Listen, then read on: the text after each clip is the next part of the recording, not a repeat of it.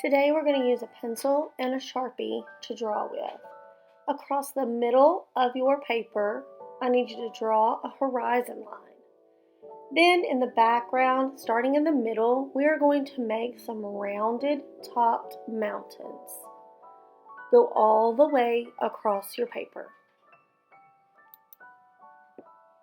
So in the foreground, I'm going to make a river. So I'm just drawing some wavy curved lines that kind of come together in the middle. And then I started making these other wavy lines on the outside, but I decided I did not like this. This turned out too busy and too chaotic for me. But I was drawing lightly, luckily, so I was able to erase this down at the bottom and just put in some simple straight lines down my paper where the river is in the middle. It's curvy and interesting, and then the straight lines are my fields on either side. Next, I began dividing up my mountain. I made kind of a pattern called plaid. It's kind of, sometimes it has lines going one direction and then it has lines going another direction, and it uses a lot of squares and rectangles in the pattern. Now, you don't have to use squares and rectangles. You may use whatever shape you would like. Then I'm going to go in with my Sharpie and I'm going to start tracing all of my lines. When I make my squares and rectangles, I'm going to round off my corners so that it creates these irregular shapes. They're not straight squares. They're kind of a little bit wonky. And then it also gives me these really thick lines that are going to help create some emphasis in my drawing. Now, you don't have to use squares and rectangles. You could use whatever shape you like. I just really liked the way that this looked. So trace everything. Make sure you have some thick and thin lines for emphasis. And then we're going to move on to the next step in just a moment.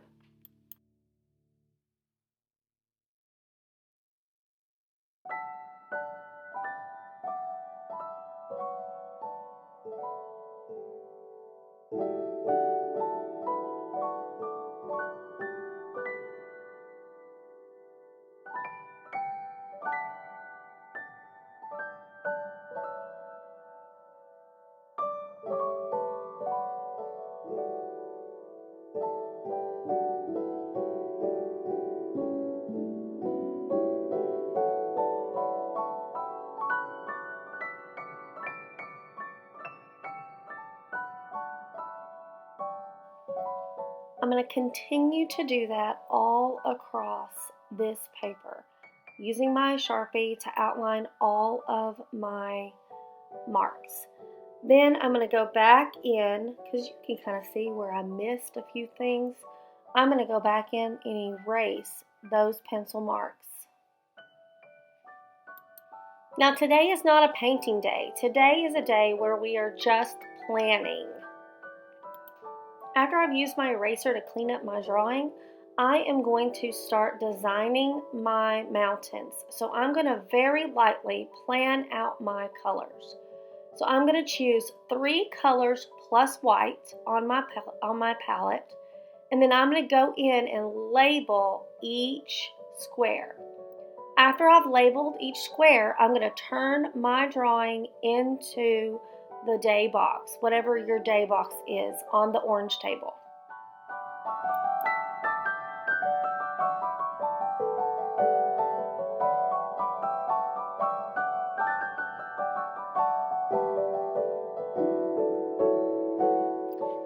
Today you are going to go get a paint palette from the front table.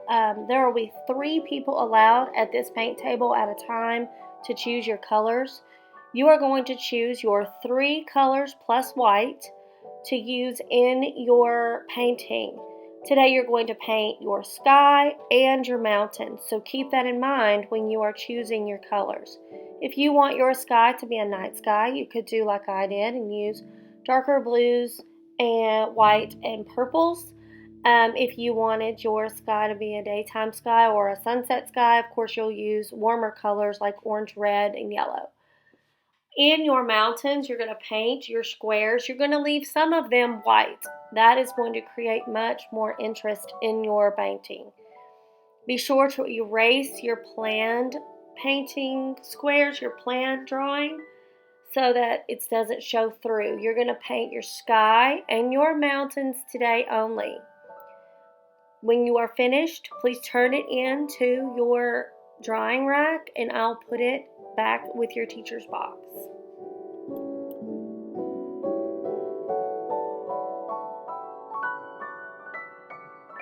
So today's the last day that we're going to be working on this project. So you're going to paint your foreground and you're going to add your texture. So I painted my sky and my river with the same color. So I used purple, blue, and white.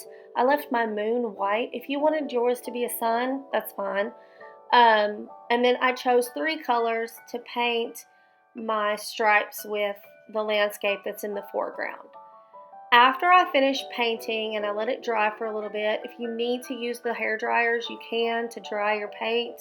It should dry pretty quickly though. I'm going to use our paint markers to add lines and texture to each section of my painting. So in my mountains, I'm going to use some lines and dots, and I'm also going to do that in these stripes down at the bottom, kind of like they're fields. So it's just going to be a nice Ted Harrison-esque type landscape. I'm going to start in my sky, and I decided I wanted to give a little bit of a nod to Vincent van Gogh with his Starry Night. So that's the pattern that I wanted to use in my sky, was that swirly Starry Night pattern. You do not have to do that. If you want to do zigzags or bumpy lines or dotted, polka dots, or whatever you want to use in your sky, that's more than fine. You're going to use the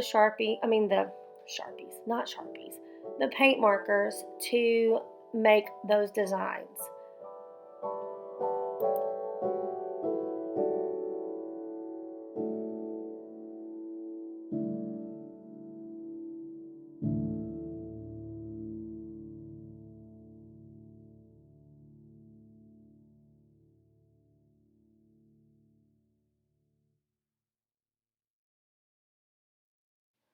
So I could not find my white paint pen to save my life. So I went ahead and used the white that was already on my paint palette, and I went and got a very small round brush, one of those really super skinny ones, and that's what I'm making my dashed lines with in the sky because I couldn't find my paint marker.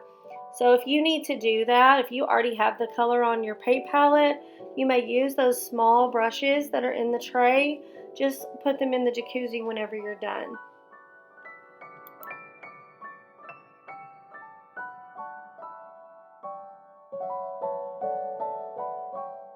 In my mountains, I'm going to use the same pattern on the same color.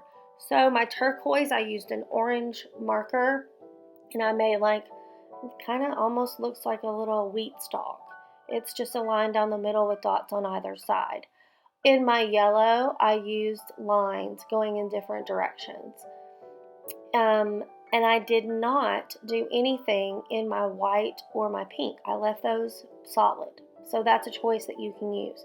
If you want to leave 1 or 2 of your colors solid, that's more than fine.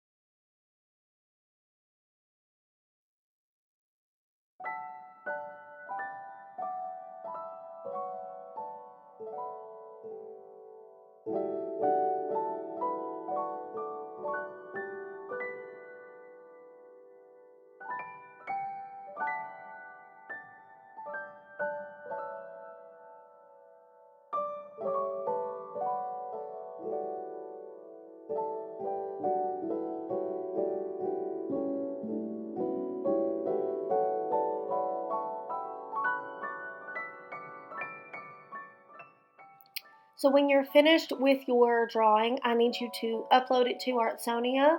Be sure and answer one of the questions in the artist statement section, and then you're going to turn it into the drying rack, and I will put it in your teacher's box after it's dried. I hope you enjoyed this lesson.